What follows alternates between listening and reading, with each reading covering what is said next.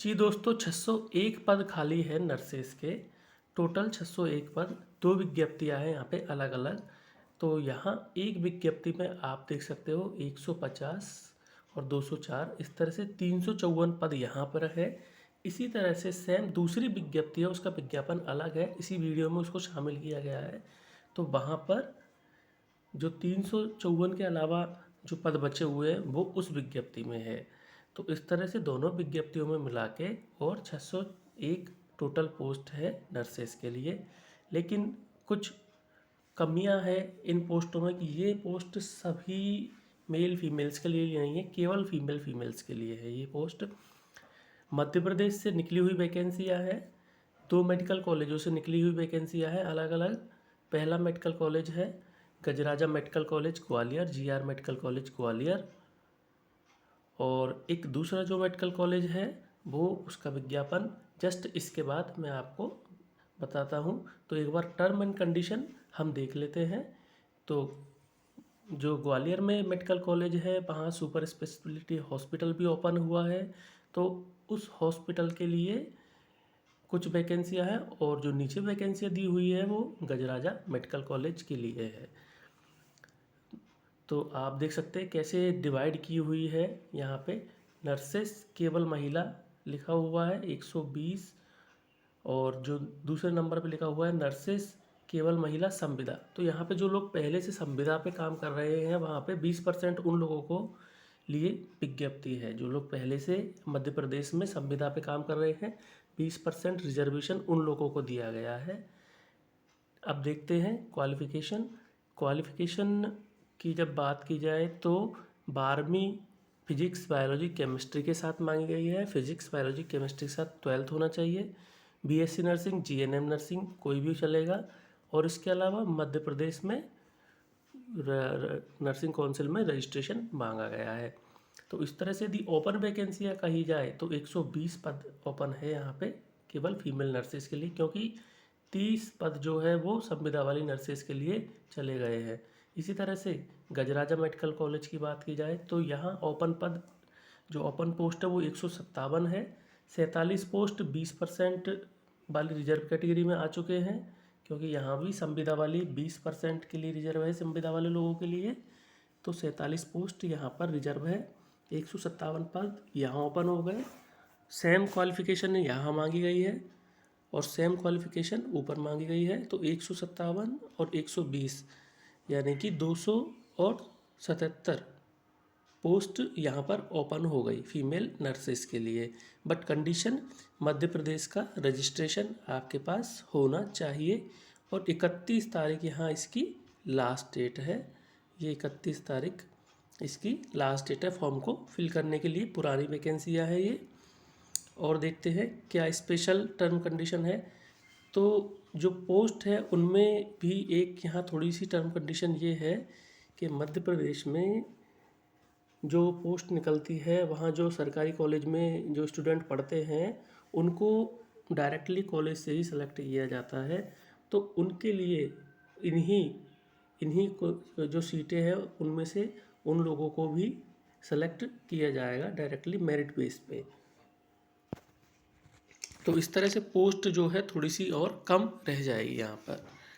वेतनमान अन्य भत्ते की बात करें तो परमानेंट पोस्टें हैं 3 महीने के लिए 10,000 रुपये प्रोविजन पीरियड है। 3 महीने का 10,000 रुपये पर मंथ की सैलरी के हिसाब से। फिर जो परमानेंट वाला ग्रेड पे होता है वो यहाँ लग जाएगा 3 महीने के बाद प्रोविजन पीरियड होने के बाद में। आरक्षण का लाभ उन्हीं को मिलेगा जो सिर्फ मध्य प्रदेश के मूल निवासी है, क्योंकि ये स्टेट गवर्नमेंट की वैकेंसियाँ है। आवेदन शुल्क 500 रुपीज़ है और आरक्षित लोगों के लिए 250 रुपये है। आयु सीमा 40 वर्ष की है और आरक्षित लोगों के लिए 45 वर्ष की है। ठीक है। इसके अलावा कोई भी ऐसी शर्त जो थोड़ी सी अलग है उनमें से एक ये है कि यदि कोई आवेदक, पॉइंट नंबर 2 आप देख सकते हैं, यदि कोई आवेदक किसी शासकीय अर्धशासकीय यानी कि गवर्नमेंट या फिर सेमी गवर्नमेंट इंस्टीट्यूट में पहले से कार्यरत है तो उसे आवेदन पत्र के साथ मूल नियोक्ता का एनओसी, मतलब यहाँ पे यदि आप काम कर रहे हो तो आप एनओसी लगा सकते हैं।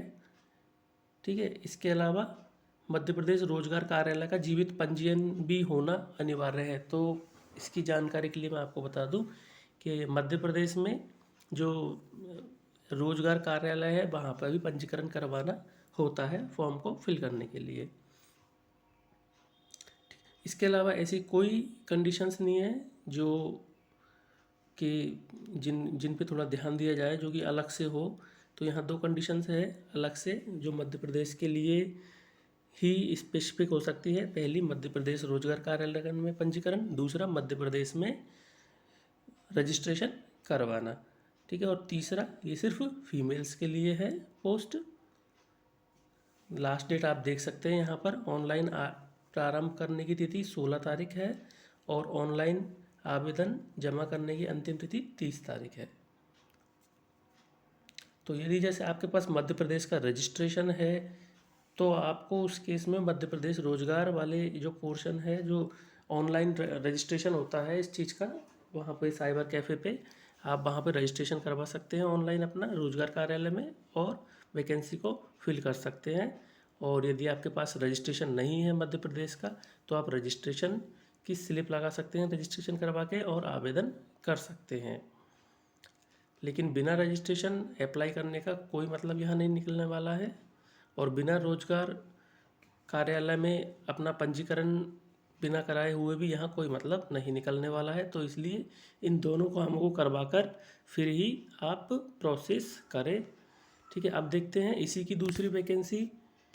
तो इसी की दूसरी वैकेंसी के लिए ये जो थी गजराजा मेडिकल कॉलेज से थी।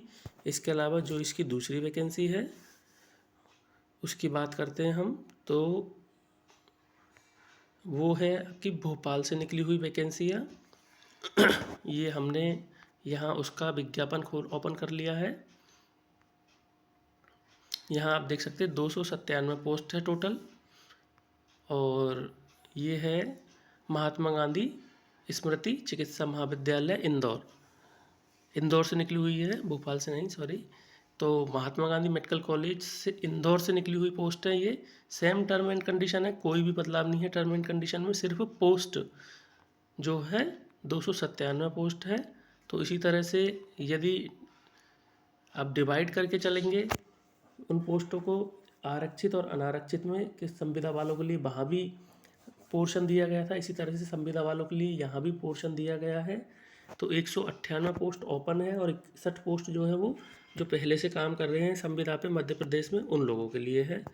ठीक, टर्म एंड कंडीशन बिल्कुल सेम है, पूरा टर्म एंड कंडीशन में कोई बदलाव नहीं है। तो यहाँ पे बिल्कुल इन चीज़ों को हम जो चीज़ें पहले बताए हैं वो ही चीज़ें हैं।